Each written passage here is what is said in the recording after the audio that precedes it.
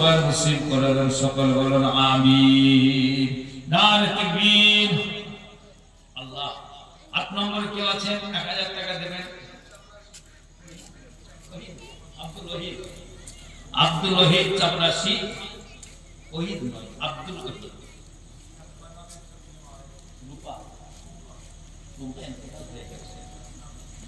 আমার এক সোনামা টুম্পা ইন্তেকাল হয়ে গেছেন।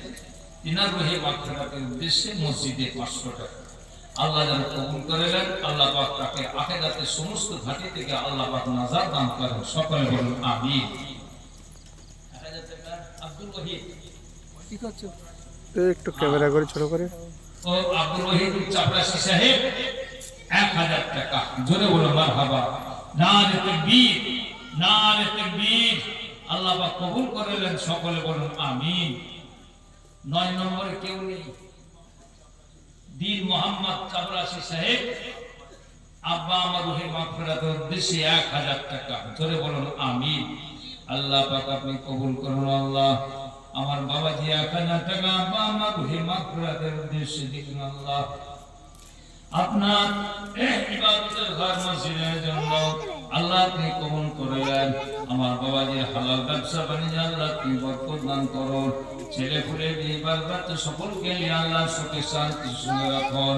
আল্লাহ কালকে আমাদের মা কঠিন মুসিবতের সময় নিয়ে আল্লাহ আমার নবী দয়াল নবী রাহমাতুল আলামিনের শাফাও সবাই নসিব করে দেন, সকল বলুন আমিন।